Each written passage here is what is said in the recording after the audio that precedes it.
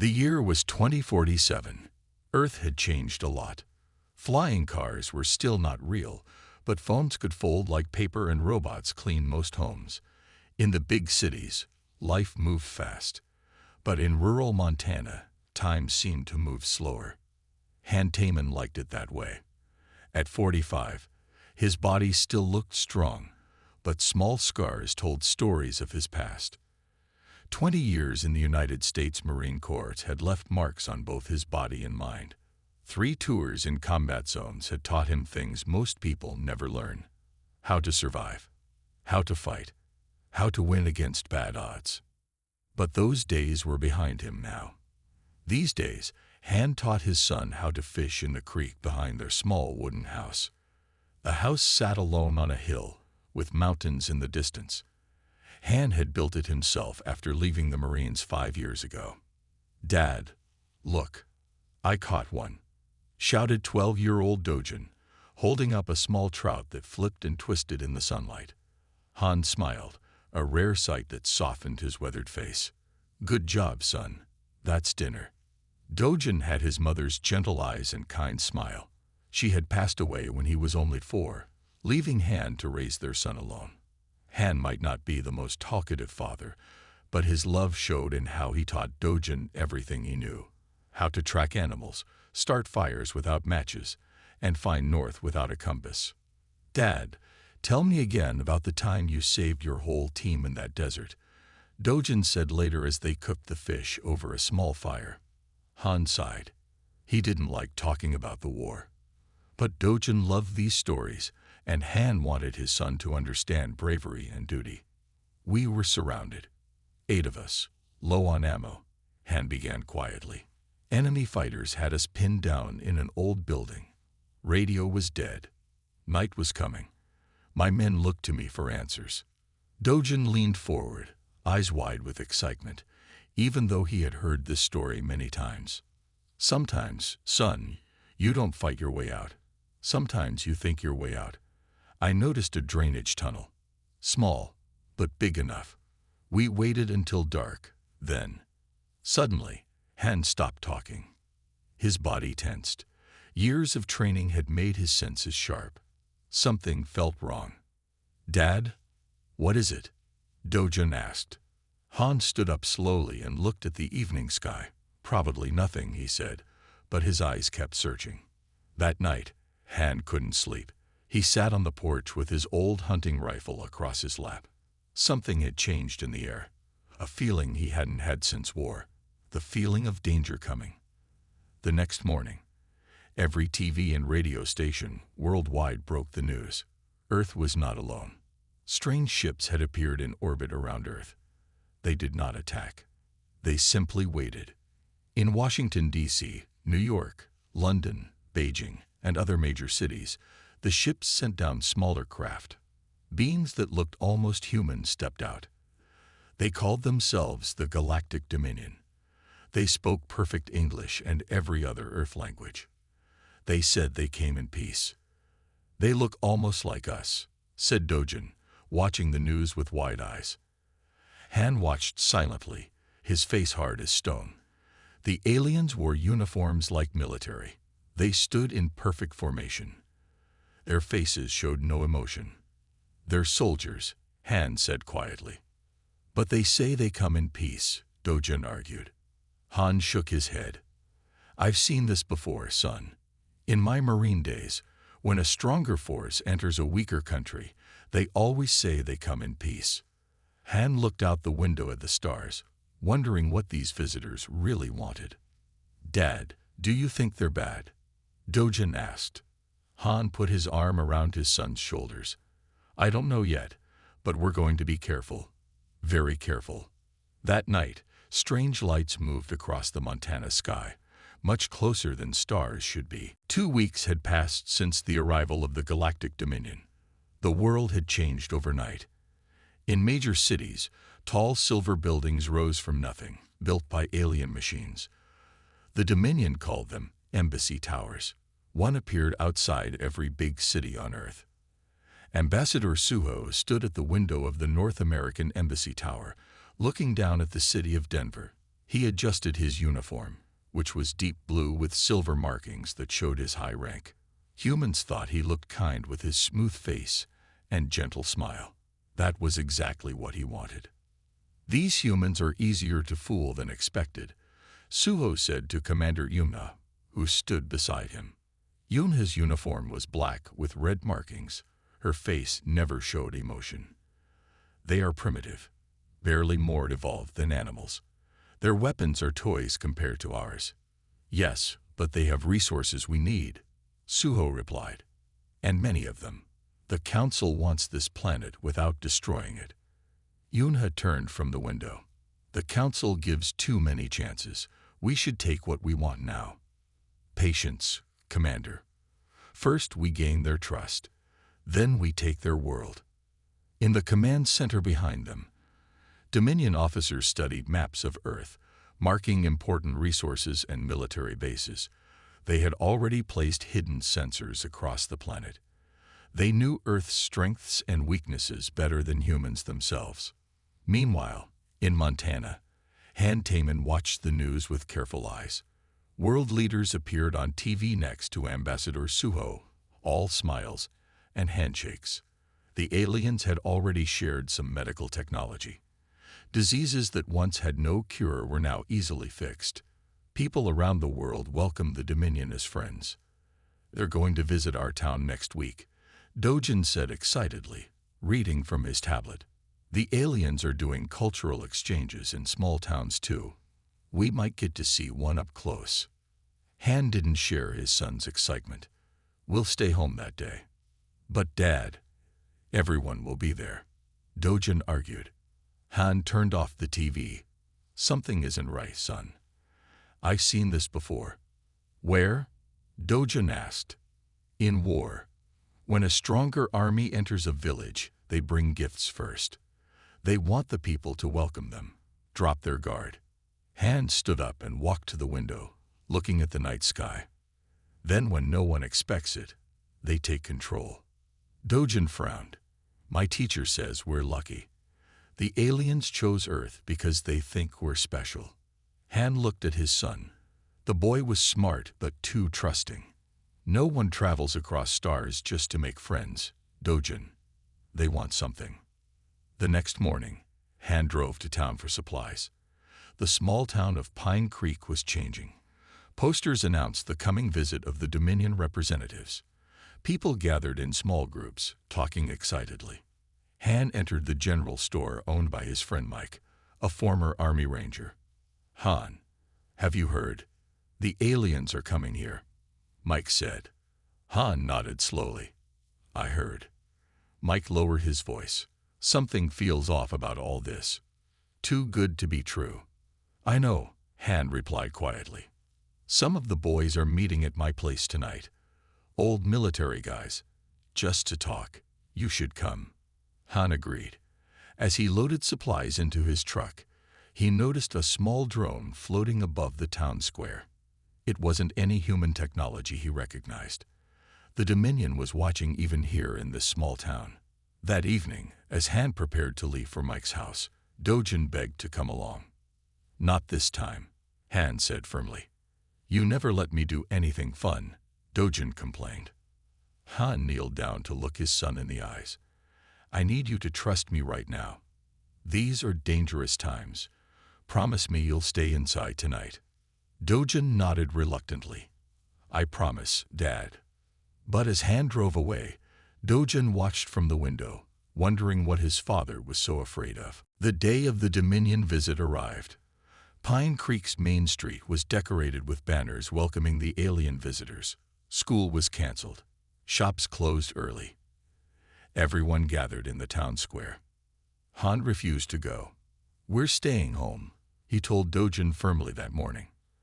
"But Dad, all my friends will be there," Dojin complained. "I said no," Han replied, his voice leaving no room for argument.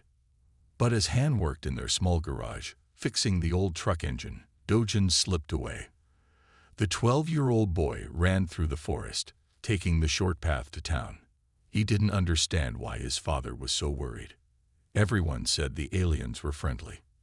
They brought medicine and new technology.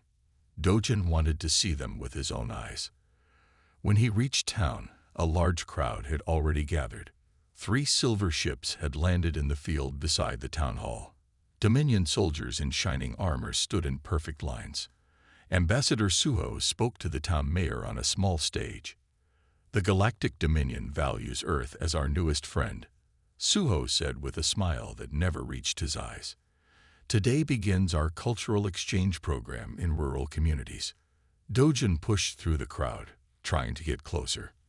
The aliens looked almost human, but their skin was too smooth, their movements too perfect. Dojin was both scared and excited.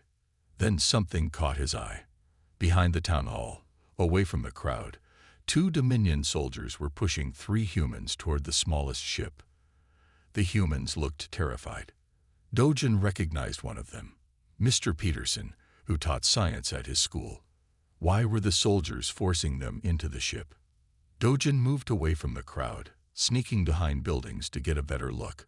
He heard Mr. Peterson say, "We just asked questions. We have rights." A soldier replied in a cold voice, "Resistance will not be tolerated.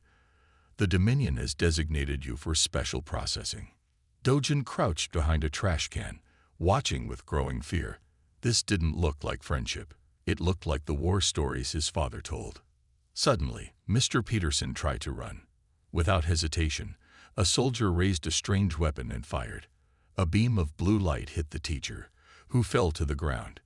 He didn't move again. Dojin gasped loudly. The sound made the soldiers turn. "A witness," one said. "Eliminated."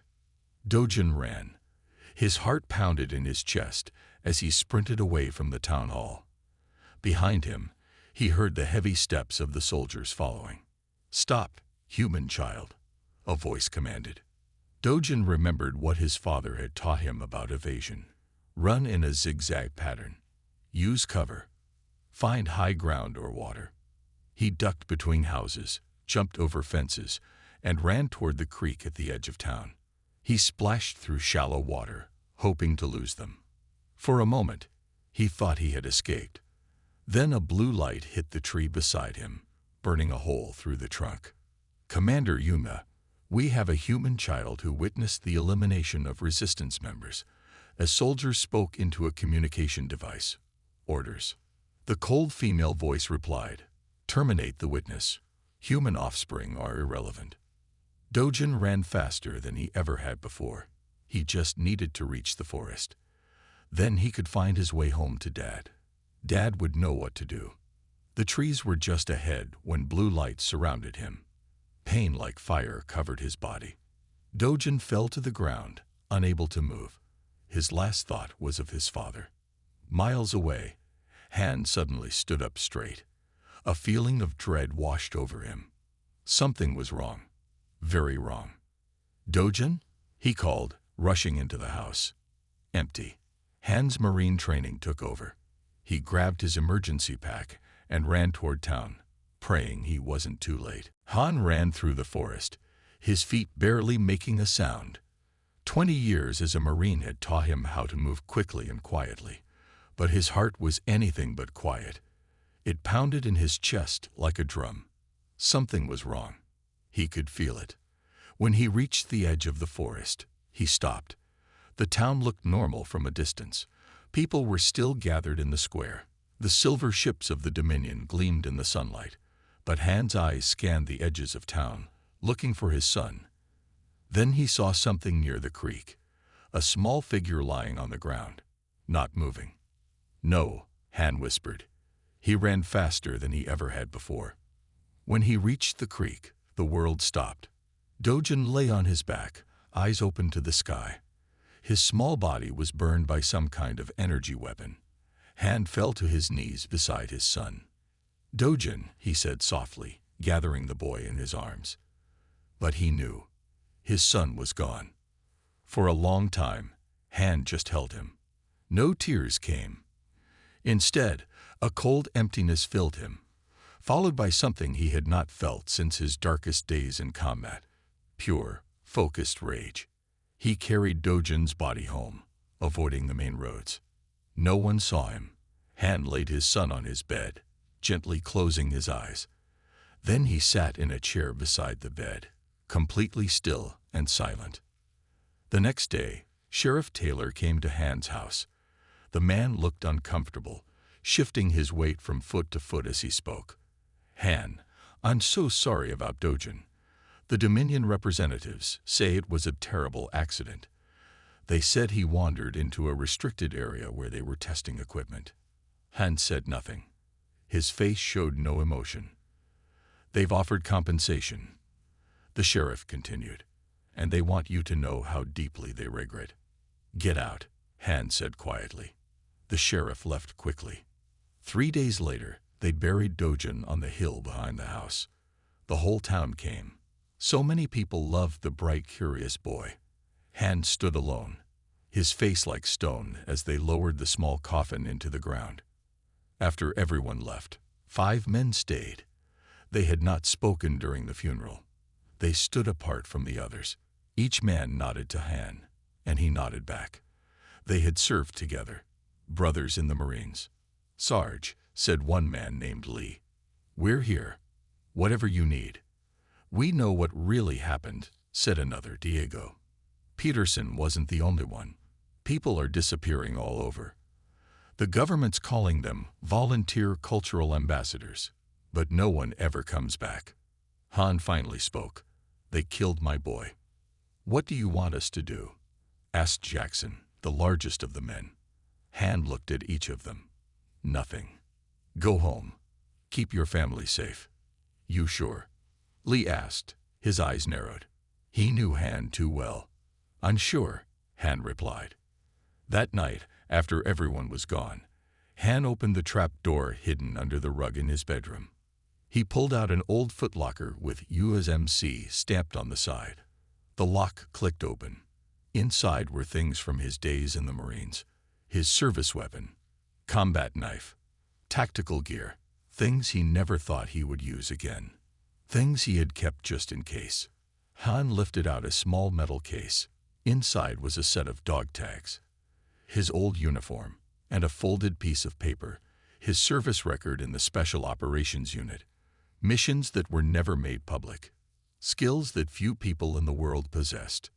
Han looked at a photo of Dojin taped inside the lid of the locker. His son's smile, his bright eyes. They don't know who they're dealing with, Han whispered to the empty room. But they're going to learn. 1 week after burying his son, Han began to hunt. Not animals, but information. To defeat an enemy, you first had to understand them. This was the first lesson he learned as a Marine. Each night, Han moved closer to the Dominion outpost near Pine Creek. The aliens had built a small base outside town, surrounded by energy fences. Guards patrolled in regular patterns. Han watched them for 3 nights, learning their schedule. On the 4th night, Han found what he needed, a lone Dominion soldier walking the outer perimeter. The soldier was young, lower in rank. Han could tell by the fewer markings on his uniform. Han moved silently through the darkness. 20 years of combat training made him invisible in the shadows. When the young soldier reached the far corner of the perimeter, Han struck. 3 hours later, the soldier woke up, tied securely to a chair in Han's garage. His weapons and communication device were gone. My name is Han Taman, Han said calmly. You killed my son. The soldier looked confused. I have killed no one. Your people did, Han replied. The Dominion. The soldier tried to look brave, but fear showed in his eyes. I am Jiho, rank 3 security officer. I will tell you nothing. Han pulled up a chair and sat across from him. I'm not going to hurt you, Jiho. I just want to talk. For the next 2 days, Han questioned the alien. At first, Jiho refused to speak, but Han was patient. He offered food and water. He treated Jiho's injuries from the capture. Slowly, the young soldier began to talk. Han learned that the Dominion had conquered hundreds of worlds. Earth was just the newest target. The aliens looked almost human because they had modified their bodies to better adapt to Earth. Their real forms were very different. Why Earth? Han asked. Resources, Geo answered, and location. Earth sits at an important point between galactic arms, a good strategic position. Most importantly, Han learned about Dominion weaknesses. Their body armor was designed to stop energy weapons, not physical projectiles like bullets. Their ships had powerful shields above, but minimal protection below, because no lesser species had ever attacked from the ground. The Dominion has ruled for 10,000 years, Geo explained. No species has ever successfully fought back. It is pointless to resist. Has the Dominion ever faced humans before? Han asked. No, Geo admitted. You are the first. Then how do you know we can't win? The question seemed to confuse Geo. The idea had never occurred to him. On the third day, Han learned the most valuable information. The Dominion's greatest weakness was not in their technology, but in their thinking. The Dominion believes humans are primitive animals, Geo said. Commander Yuma says humans are barely smarter than pets. She does not see you as a real threat. Han nodded slowly. Arrogance, the deadliest weakness in combat. Han also discovered that the Dominion's ships and weapons used a specific communication frequency. This frequency could be blocked with the right equipment. Without it, their advanced weapons would not function properly. When Han had learned everything he needed, he faced a choice.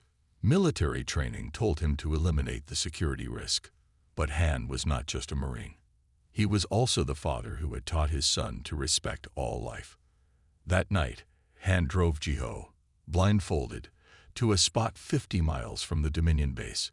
He removed the blindfold and untied the alien's hands. Go back to your people, Han said. Tell them nothing or tell them everything. It doesn't matter. By the time they understand what's happening, it will be too late. Geo looked confused. Why let me live? Because that's what my son would want, Han replied. And because I want you to see what one human can do to your entire empire. As Geo walked away, Han returned to his truck. Now he knew his enemy. It was time to start the war. The first attack came without warning. In the dark hours before dawn, the main communication relay of the Dominion base suddenly stopped working. The aliens ran system checks, finding no internal problems. When they sent technicians outside to inspect the relay, they found parts of it missing. Clean cuts showed where someone had removed key components. Inside the command center, the Dominion officers were confused. None of their sensors had detected anyone entering the perimeter. It must be an equipment failure, one officer said. No human could get past our security. Commander Yunha was not convinced. Double the guard. Check all systems. 2 nights later, the base lost power for 10 minutes. When it came back on, the aliens found 3 security guards unconscious, their weapons gone. The base security footage showed nothing. During those 10 minutes of darkness, something or someone had entered the base, disabled the guards, and left without being seen. This is not possible, Commander Yuma said, her voice cold with anger. No primitive human technology could do this. But Han had not used technology. He had used skills learned in 20 years of Marine service, skills from missions no one talked about, night vision goggles from his old unit, silent movement, patient waiting, and perfect timing. Back at his cabin, Han prepared for the next phase. On his table lay Dominion weapons taken from the guards. He had studied them carefully. Now he understood how they worked. The energy weapons used the same frequency as their communication devices.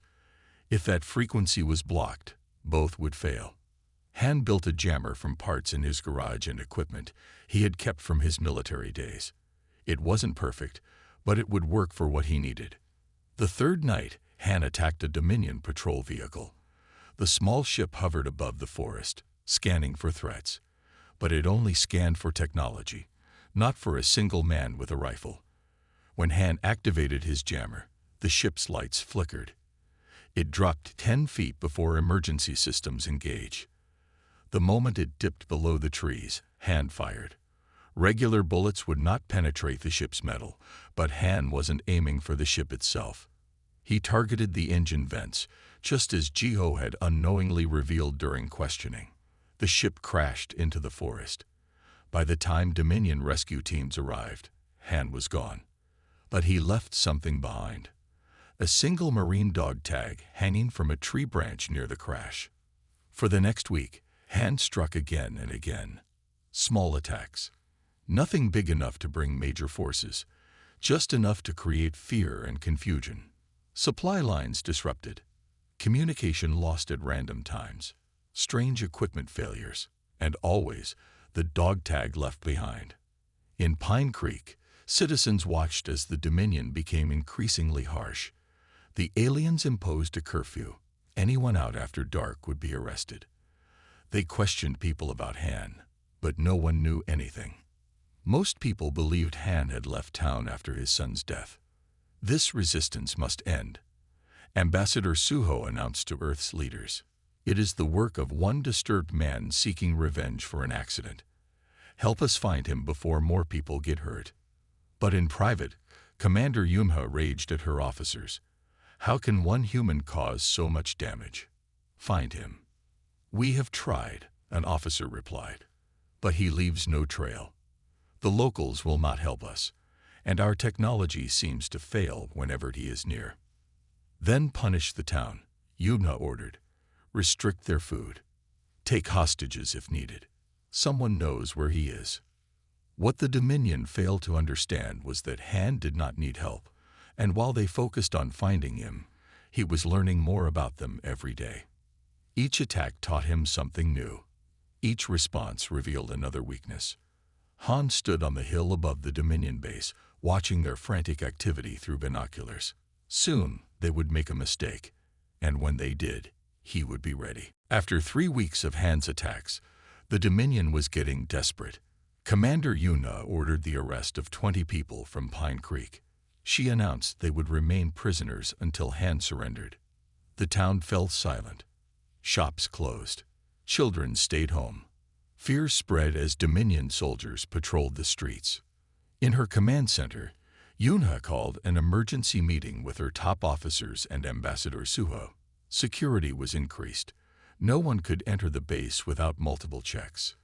"This human is making us look weak," Yunha said, pacing the command floor. "The council is asking questions. Other human cities are watching. We must end this now. Perhaps we should try talking to him," Suho suggested. "Offer him something." "We do not negotiate with lesser species," Yuna snapped. Unknown to them, Han was already inside the base. He had entered 2 hours earlier, hidden inside a supply truck. While the officers argued, he moved through the air ducts above them, placing small devices at key points throughout the base. Each device was simple, just a signal jammer built from parts he had taken from Dominion equipment. Han checked his watch. In 3 minutes, all the jammers would activate at once. Every system in the base would fail for exactly 5 minutes. It would be chaos. And in chaos, Han knew exactly how to move. When the lights went out, Yumna shouted for backup power. But nothing happened. Communications were dead. Security doors locked automatically, separating officers from their guards. In the darkness, Han dropped from the ceiling. He wore night vision goggles and moved with silent speed. Within 2 minutes, he had neutralized every guard in the command center without firing a shot. Pressure points, chokeholds, skills learned in special operations. When emergency lights finally came on, Commander Yuna found herself alone in the command center with Han. Her officers were locked in separate rooms. Her guards were unconscious. Han stood across from her, his face calm. He held no weapon. "You," she said, reaching for her sidearm, but it was gone. Looking for this, Han held up her weapon, then set it on the table between them. "You won't need it. You are the one who has been attacking us," Yunha said, "the father of the child who died in the accident." "It was no accident," Han replied. "I know everything. About the resistance members you killed, about your plans for Earth, about the other worlds you've conquered." Yunha's face showed no emotion, but her eyes darted toward the door. "No one is coming," Han said. "We have 5 minutes before systems come back online. That's 4 more minutes than I need. What do you want? Yuna asked. Revenge. Go ahead. The Dominion will send 100 more like me. Han shook his head. I'm not going to kill you. That would be too easy. He placed a small device on the command console. This contains all the information I've gathered about Dominion operations on Earth. The secret prison camps. The experiments on humans. The true purpose of your cultural exchange program. No one will believe you, Yuna said. They will when it comes from your own files, Han replied. I've spent 3 weeks downloading your records. Everything is here. For the first time, fear showed on Yuna's face. You destroyed the chain of command, Han continued. Not me. You killed a child and thought there would be no consequences. You called humans primitive, but never bothered to learn about us. About what a parent will do to protect their child. About what a Marine will do when facing an enemy. The emergency lights flickered. Systems would be back online soon. The Dominion has 1 day to release all prisoners and begin withdrawal from Earth, Han said. Or this information goes to every government and news organization on the planet. Han turned to leave. You're just one human, Yuna called after him. You cannot defeat an empire. Han looked back at her. I already have. As alarms began to sound throughout the base, Han disappeared into the shadows. The next morning, confusion spread through the Dominion ranks. Commander Yuna had locked herself in her quarters. No orders came from the command center. The lower officers waited for instructions that never arrived. Han watched from a distance. The Dominion operated on strict hierarchy. Without clear orders from above, the system began to break down, just as he had planned. At noon, Han drove into town in his old truck. He parked outside the local radio station. The small building had been taken over by the Dominion weeks ago. Now it broadcast only approved messages. 2 alien guards stood at the entrance. Han walked straight toward them. The guards raised their weapons.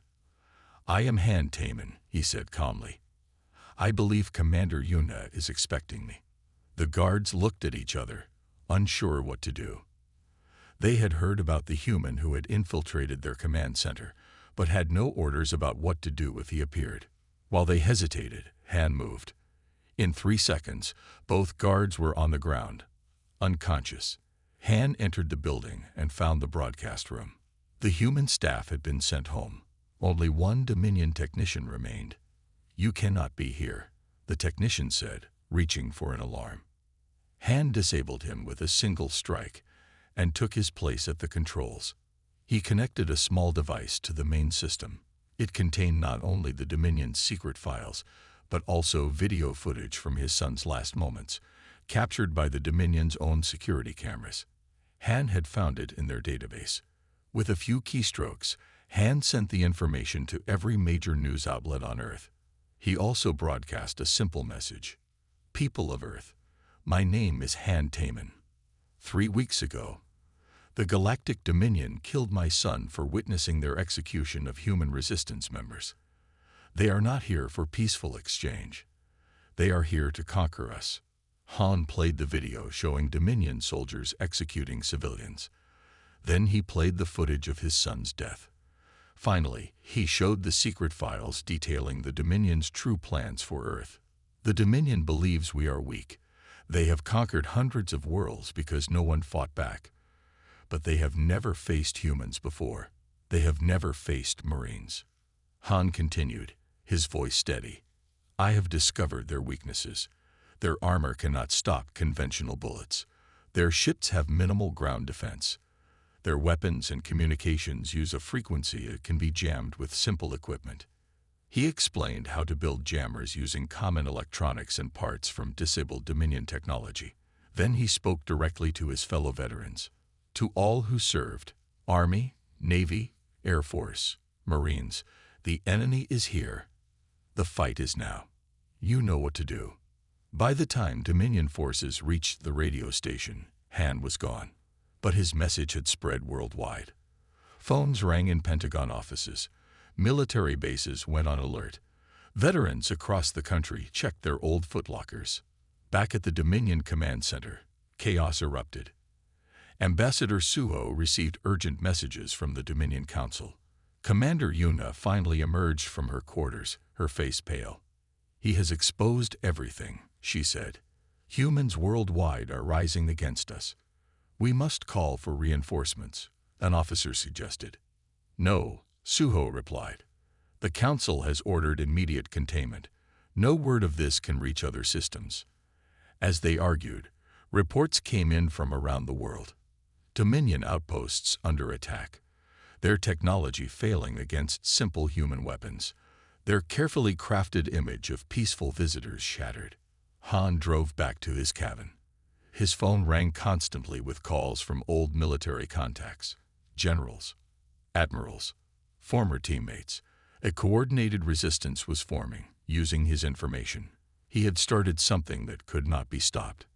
Han looked at his son's photo. "It's begun, Dojin," he whispered. "They'll remember your name." 1 month after Han's broadcast, the world had changed. Dominion forces retreated to their main bases as humans worldwide fought back. Using the weaknesses Han had revealed, even small resistance groups could disable alien technology. In Washington, D.C., military leaders met with Han. Generals and admirals listened carefully as he explained everything he had learned about Dominion tactics. "They've never faced a species that fought back effectively," Han explained. "Their strategy relies on quick surrender." Around the world, the pattern was the same. Dominion ships trying to leave Earth were attacked from below, where their shields were weakest. Communication centers fell silent as humans built jammers following Han's instructions. The carefully planned invasion was falling apart. At the North American Embassy Tower in Denver, Ambassador Suho prepared for emergency evacuation. Commander Yuna had been recalled by the Dominion Council, charged with failure. Suho was now in command of all remaining forces. "We cannot hold this position," an officer reported. "Humans have surrounded the base. Our weapons are failing." "Prepare the primary ship," Suho ordered. "We must report to the Council directly."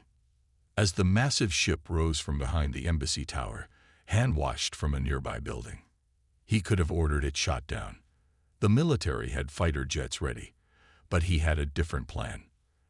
"Let them go," Han said into his radio. "Let them take our message back."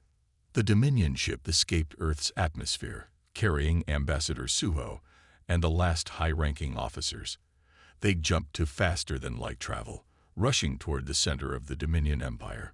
3 weeks later, Suho stood before the Dominion Council, 12 ancient beings who ruled thousands of worlds. Their meeting chamber was silent as Suho finished his report. "Earth cannot be taken with our standard methods," he concluded. "Humans fight differently. The loss of one child triggered a resistance that destroyed our entire invasion force." "Impossible," one council member said. "No primitive species has ever defeated Dominion forces." "This human, this Marine," another council member asked. "He defeated our commanders alone." "Not alone," Suho corrected. "He showed others how to fight. He united them. One human brought us to our knees, then millions followed his example." Suho played the recording of Dojin's death, then showed footage of Han's methodical dismantling of Dominion forces. "We killed a human child. We didn't know his father was a warrior of Earth's elite fighters. There are millions more like him on Earth, each willing to fight as he did." The council chamber erupted in argument. Some demanded a full invasion fleet. Others called for nuclear weapons to cleanse the planet. The oldest council member raised a hand for silence. "In 10,000 years of Dominion rule, we have never encountered a species like this," the elder said. "If one human could cause such damage, what would millions do? The cost would be too high." The vote was unanimous. Earth would be classified as prohibited territory. No Dominion ships would approach the planet again. On Earth, life slowly returned to normal. The Dominion's technology was studied and adapted. Humans prepared defenses in case they returned. Han became an advisor to world leaders, teaching them about the wider galaxy and potential threats. But most days, Han spent alone at his cabin in Montana. He had restored his son's room exactly as it was. Sometimes he sat there for hours, looking at Dojin's books and toys. One evening, as Han sat on his porch watching the sunset, his phone rang. It was a secure military line. "Sir, we're receiving transmissions from other worlds," the officer said. "Species previously conquered by the Dominion. They're rising up, using your tactics." Han looked up at the evening sky, where stars were beginning to appear. "What should we tell them?" the officer asked. "Tell them about a boy named Dojin," Han replied. "Tell them his story." Across the galaxy, a new phrase entered the lexicon of countless worlds. "Don't harm a human's offspring, or you might meet a Marine."